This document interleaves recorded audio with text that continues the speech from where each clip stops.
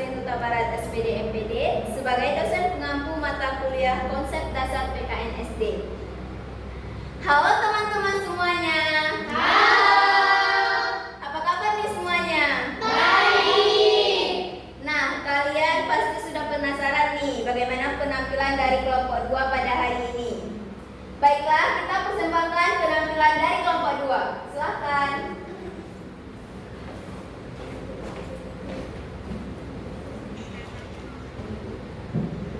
Nah, perkenalkan kami dari kelompok 2, saya Tasya Nusulia, Saya Lisa Aulia. Saya Mas Nuran. Saya Miss Fauzana. saya Nataya Natasha.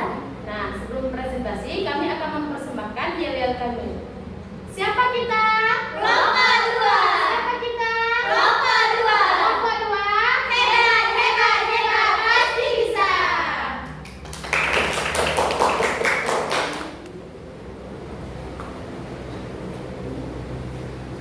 Wah, keren sekali ya yel-yel dari kelompok 2 nih. Baiklah, langsung saja kita masuk pada pembahasan yang pertama dari Persatuan Nasional yang akan disampaikan oleh Miss Bahul Jana. Kepada Miss Bahul dipersilakan.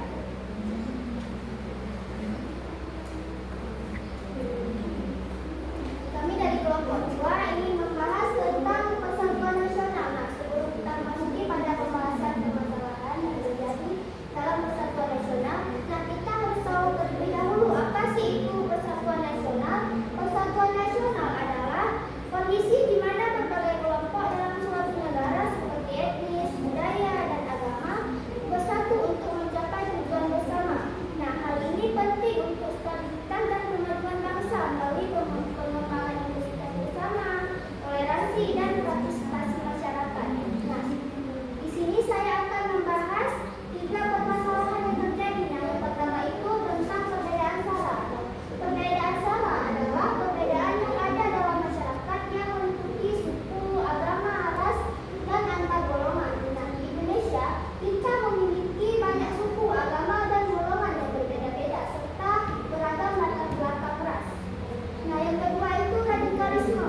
Radikalisme adalah paham atau aliran yang menggunakan kekerasan atau sikap ekstrem untuk mencapai tujuan memecahkan masalah atau menyikapi perbedaan.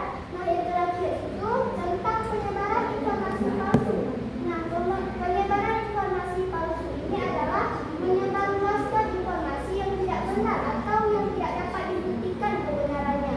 Sekian dari saya kembalikan kepada MC.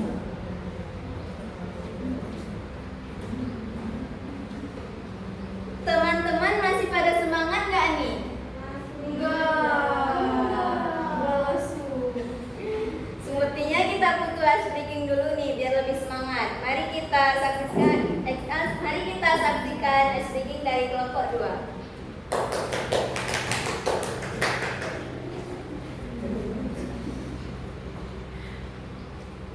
Sebelum kami menampilkan ice breaking kami, diharapkan kepada teman-teman semua untuk berdiri. 1, 2, 3.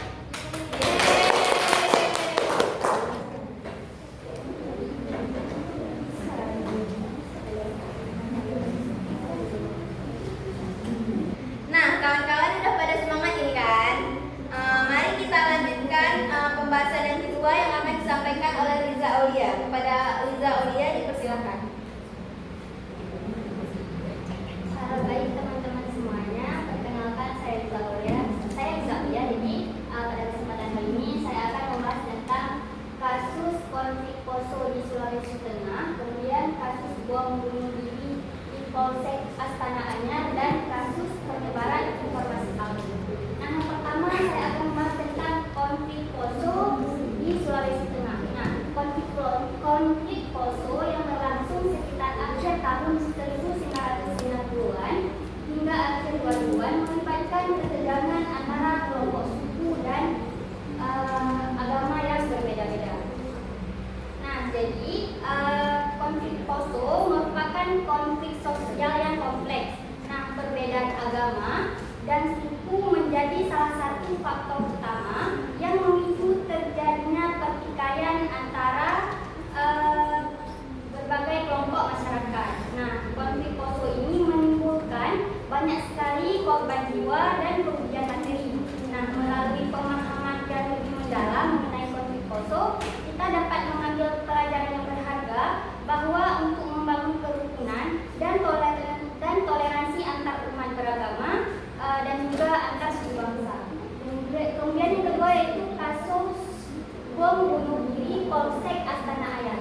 Jakarta, CNN Indonesia, Kapolri Jenderal Listio Sigit mengungkapkan identitas pelaku bom bunuh diri di Polsek Astana Anyar, Kota Bandung, Jawa Barat, Rabu tanggal 7 bulan 12 adalah Agus Sujatno alias Abu Muslim. Nah, Agus Sujatno merupakan warga Kelurahan Cibangkong, Kecamatan Batu Nunggal, Bandung.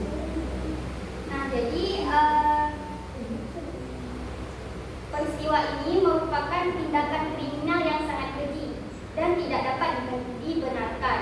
Nah, tindakan seperti ini sangat jelas mengancam keamanan dan juga keterlibatan masyarakat. Nah, sebagai warga negara yang baik, kita harus tenang dan tidak mudah terprovokasi. Nah, mari kita sama-sama membantu pihak kepolisian mengungkap kasus ini dan mencegah terjadinya peristiwa serupa di masa mendatang. Nah, kemudian kasus penyebaran informasi palsu.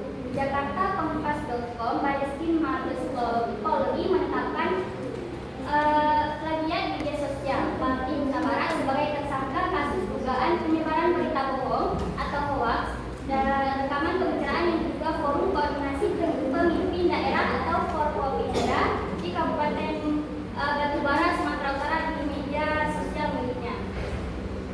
Nah, jadi seperti yang kita ketahui bahwa Mabes Polri baru saja menetapkan seorang plagiat di media sosial bernama Palki Huta Barat. Nah, dia ditetapkan sebagai tersangka. Dia juga menyebarkan berita bohong atau hoax terkait rekaman pembicaraan forum koordinasi pimpinan daerah di Kabupaten Batubara, Sumatera Utara. Nah, kasus ini menjadi pengingat bagi kita akan pentingnya berhati-hati dalam menyebarkan informasi di media sosial. Nah, mari kita bersama-sama memerangi penyebaran hoax dan selalu mengecek kebenaran informasi sebelum kita membagikannya. Sekian materi dari saya kembalikan kepada MC.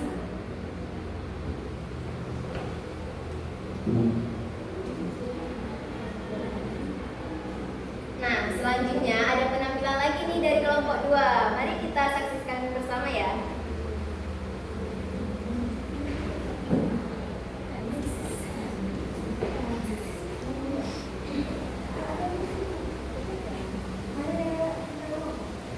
Kami dari kelompok 2 ingin menyanyikan sebuah lagu.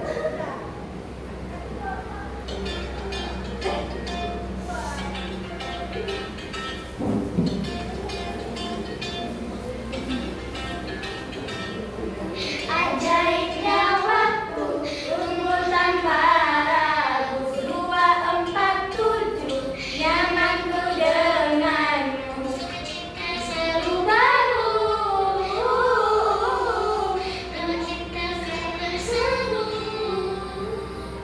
dalam setiap suka, dalam setiap duka, dalam setiap kisah, mari bersama.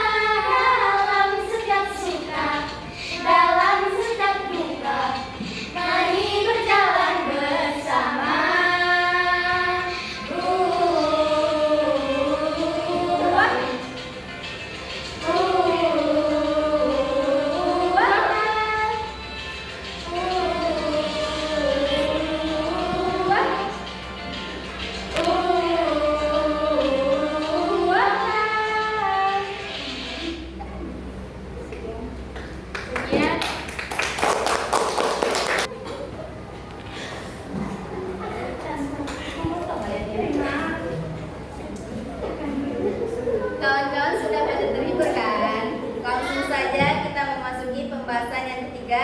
akan disampaikan oleh Tasya Nuzulia kepada dan Mas Rura.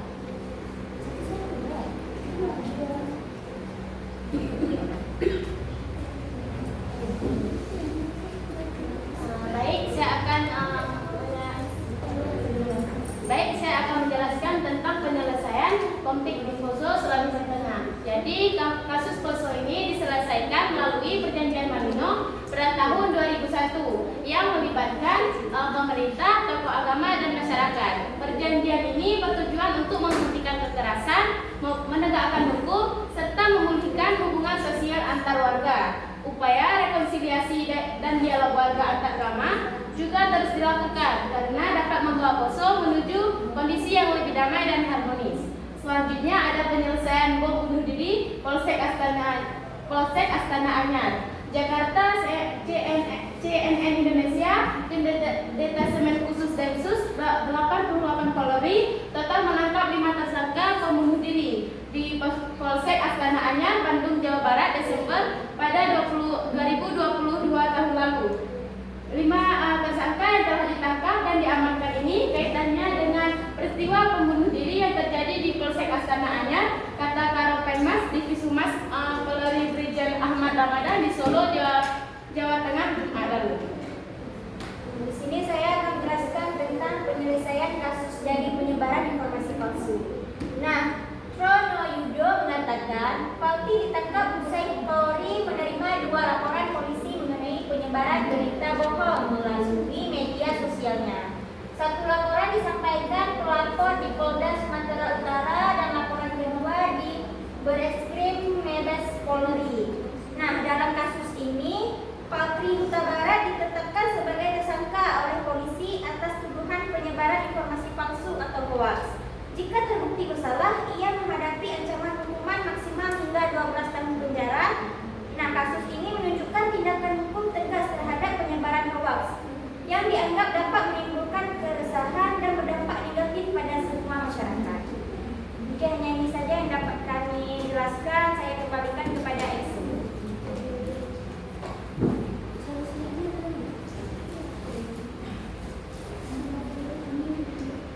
Nah, ada penampilan lagi nih dari kelompok 2. Mari kita saksikan bersama.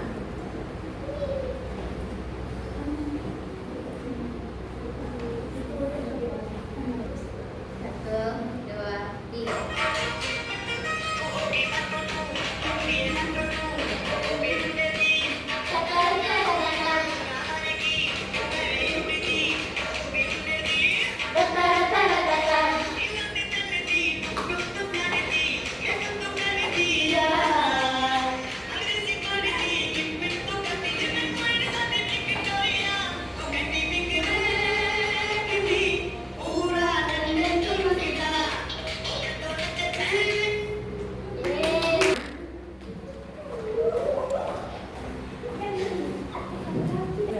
Nah, baik. Selanjutnya kita akan memasuki ke pembahasan yang keempat, yang akan disampaikan oleh Mas Rura dan Artaya dan Tasya. Kepada Mas Rura dan Artaya dan Tasya, dipersilakan.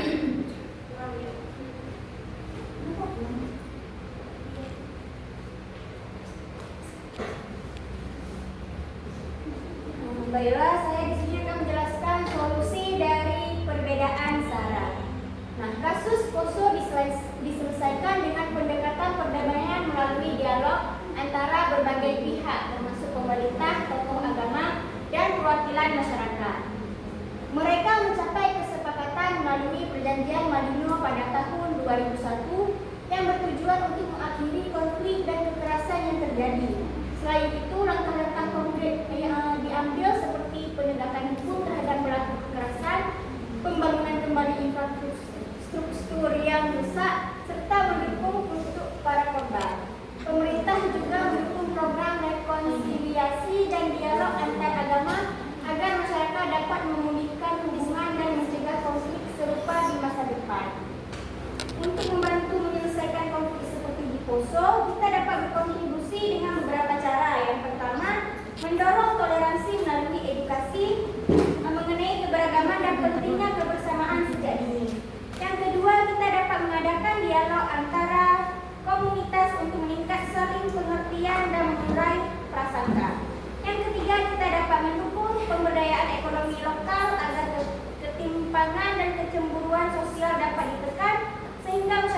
serasa lebih sejahtera. Yang keempat, kita dapat berpartisipasi dalam program pemulihan seperti trauma healing dan rekonstruksi pasca konflik untuk membantu para korban dan memulihkan hubungan antar komunitas. Dan yang terakhir, kelima, kita bisa memanfaatkan media sosial dan platform lainnya untuk menyebarkan pesan-pesan perdamaian serta menolak hoax atau provokasi yang dapat terburuk situasi. Baik, saya akan melanjutkan tentang solusi dari kami terkait kasus radikalisme. Yang pertama tuh kita tuh perlu memberikan pengajaran terhadap anak-anak atau remaja tentang pentingnya menghargai perbedaan. Contohnya seperti menghargai perbedaan agama, ras, suku, budaya, supaya ini bisa dilakukan di sekolah maupun di rumah. Yang kedua tuh ada memahamkan ilmu pengetahuan dengan baik dan benar. Yang ketiga itu meminimalisir kesenjangan sosial, yaitu memberikan pekerjaan ya, peluang kerja bagi kegiatan dan kegiatan positif untuk remaja-remaja sekarang. Banyak anak-anak muda sekarang yang tidak memiliki pekerjaan, maka dari itu kita perlu memberikan begitu peluang untuk mereka bekerja. Yang kedua tuh menciptakan dialog terbuka, ciptakan ruang untuk berbicara secara terbuka tentang isu-isu sensitif, misalnya seperti diskusi antar agama atau antar budaya yang membantu mengurangi ketegangan. Yang kelima tuh ada peran keluarga. Peran keluarga sangat penting ya dalam mencegahnya terjadi kasus radikalisme. Jadi bagi keluarga itu harus menjadi tempat yang aman dan nyaman di mana anak-anak rasa dihargai dan didengarkan. Yang kelima itu waspada terhadap informasi yang salah. Hindari penyebaran informasi yang bisa memicu kebencian atau radikalisme. Cek kebenaran informasi sebelum disebarkan dan ajarkan ini pada orang lain. Selanjutnya ada solusi dari penyebaran berita hoax. Yang pertama itu jangan langsung menyebarkan berita. Saat baru saja membaca sebuah berita yang sensasional, tahan diri untuk menekan share. Ya, cerna dahulu informasi yang tertera pada berita tersebut. Apakah berpotensi mendukung kebohongan atau tidak? Yang kedua, hati-hati dengan judul provokatif. Beberapa media online memang kerap sengaja menampilkan judul provokatif untuk menarik perhatian pembaca. Judul ini biasanya merupakan informasi sepotong dari isi berita yang dirasa menarik untuk pembaca. Yang ketiga itu, cermati sumber berita. Jika sumber berita itu tidak jelas, maka jangan sekali-kali kalian tekan tombol share tersebut. Cermatilah alamat URL situs yang memuat berita. Jika berasal dari situs yang belum terverifikasi sebagai institusi pers resmi seperti menggunakan domain blog, maka informasinya tidak perlu disebarkan. Sekian dari saya kembalikan kepada Elsie.